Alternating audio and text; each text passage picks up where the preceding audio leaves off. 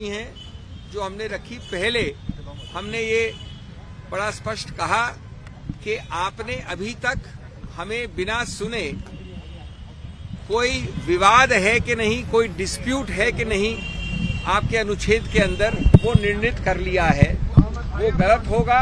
पहले हमको सुने प्राथमिक रूप से और फिर निर्णित करें कि कोई डिस्प्यूट विवाद है कि नहीं।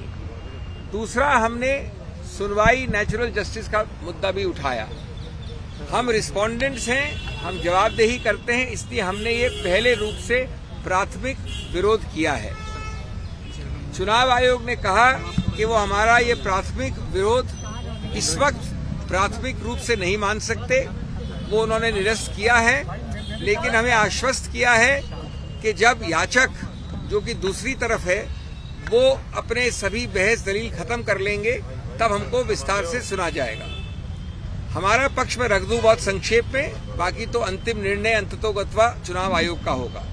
हमारा पक्ष मुख्य रूप से इन बिंदुओं पे है कि कोई भी व्यक्ति गलत दस्तावेज, फोर्ज दस्तावेज, झूठे बेमानी दस्तावेज दायर करके ये नहीं कह सकता कि कोई विवाद है, डिस्प्यूट है। एक मानसिक उपज बना के, एक इमेजिनरी डिस्प्यूट बना के चुनाव आयोग में घुस जाए और दो पार्टियां बताने लगे। हमने उस इमेजिनरी डिस्प्यूट के विषय में कई दस्तावेज रखे हैं। अभी हमारा समय आने वाला है बहस करने का, अभी हमने बहस नहीं की है। उसमें हम बताएंगे चुनाव आयोग को जो कि दस्तावेज हमने रखे हैं, अभी प्राथमिक रूप से रखे हैं, बाद में हम और विस्तार से रखेंगे कि कई ऐसे दस्तावेज हैं जहां की व्यक्ति की मृत्यु हो गई है, वो एग्जिस्ट नहीं करता है, उसको क्लेम किया है कि पार्टी का हिस्सा है। कई ऐसे दस्तावेज हैं जो पूरी तरह से हस्ताक्षर हुआ है एक्स जगह पे और वो व्यक्ति रहता है हजारों मील दूर वाई जगह पे। कई ऐसे दस्तावेज हैं जहां उसने लिखित रूप से कहा है कि न मैं जानता हूं, न मैंने हस्ताक्षर किया, न मेरे से किसी ने बात की, न मैंने ये हलफनामा दिया है, कुछ भी नहीं किया मैंने। कई ऐसे दस्तावेज हैं जो बड़े स्पष्ट रूप से किसी और पार्टी का व्यक्ति है, उसको दिखा दिया अपने फैक्शन में, इत्यादि इत्यादि।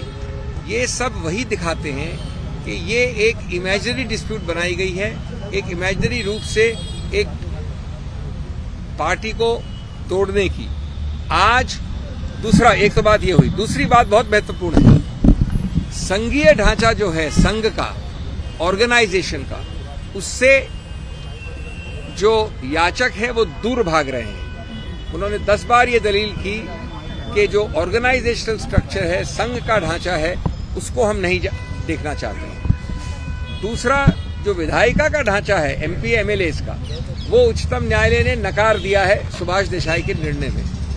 तो एक बड़ा रोचक नया टेस्ट उपज किया है दूसरे पक्ष ने, जिसका हम खंडन करेंगे, जिसको हम बताएंगे गलत क्यों है।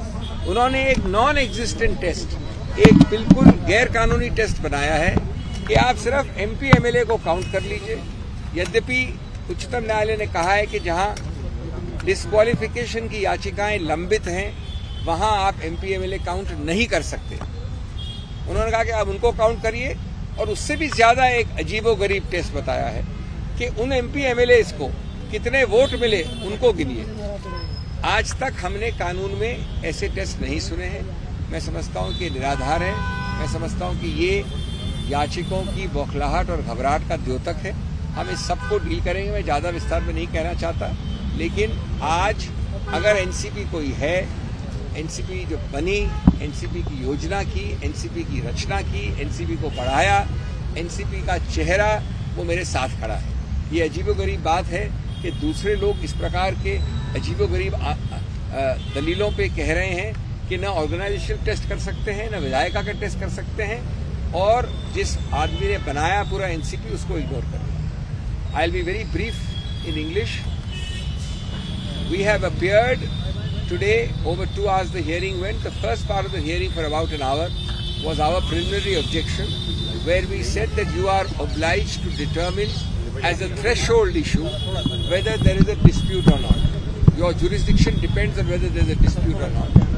The commission heard us but said we will not decide at this stage. That application we have liberty. That rejection we can challenge in a court if we wish. We'll take that decision collectively later. The main part of the argument of the other side to which we have not yet replied. That argument of the other side will continue next week, but we will reply in the near future. It's very interesting, quite amazing, and according to me, non-existent in law. The first argument they are saying is that we don't want the organizational test.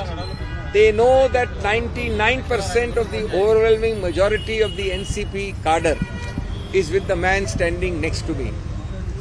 The man who founded it, the man who created it, the man who dreamt it, the man who propounded it, the man who prospered it. They are saying ignore the organizational test.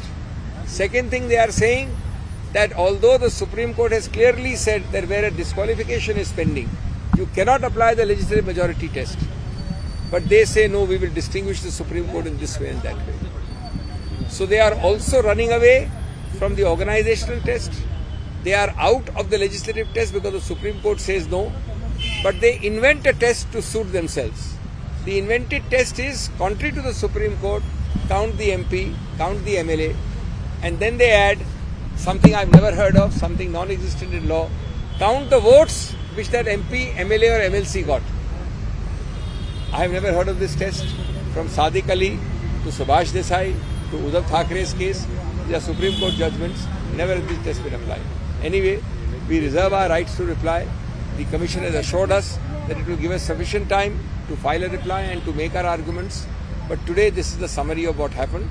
Now, we are not answering anything more. Please allow us to... Next date? Next date is for their arguments on Monday.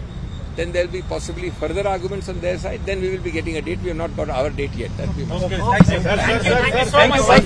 Thank you. हो गया भैया. Thank you so much, sir. लो भैया. हो गया. नसीब भाई बहुत अच्छा. लो ये माइक